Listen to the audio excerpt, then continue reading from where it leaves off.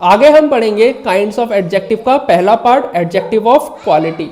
Adjective of quality shows the quality of a person और a thing.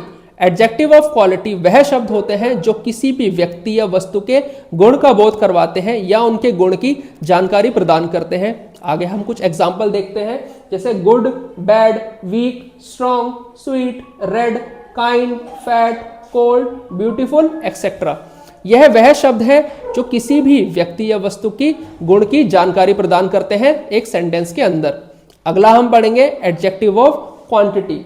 Adjectives of quantity shows how much of a thing is made.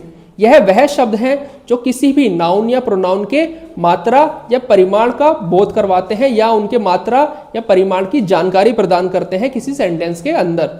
Example से अब हम समझेंगे, जैसे सम मतलब कुछ, मच मतलब अधिक, लिटिल मतलब नहीं के बराबर, होल मतलब पूरा, ऑल मतलब सब, नो, एनी, इनफ मतलब पर्याप्त, अ लॉट ऑफ मतलब बहुत।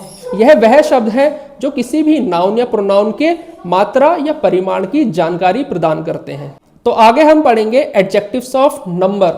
Adjectives of number shows how much persons और थिंग्स आर मेन और in what order a person और thing stands. Adjectives of number वह शब्द होते हैं जिनसे व्यक्तियों या वस्तुओं की संख्या या उनके क्रम का बोध होता है। कुछ एग्जाम्पल देखेंगे हम, जैसे few, no, many, some, enough, all, several, one, two, first, second are adjectives of number. यह वह शब्द हैं जिनसे किसी संख्या का या उनके क्रम का बोध होता है। आगे हम कुछ और एग्जाम्पल देखेंगे, जैसे he had, few, no, many, some, several, enough, two horses. यहाँ पे few, no, many, some, several, enough, two ये सब क्या कर रहे हैं, एक संख्या का बोध करवा रहे हैं या फिर एक क्रम का बोध करवा रहे हैं। आगे और एग्जाम्पल देखेंगे, the cat has one tail and two eyes. यहाँ पे वन और टू एक संख्या का बोध करवा रहे हैं।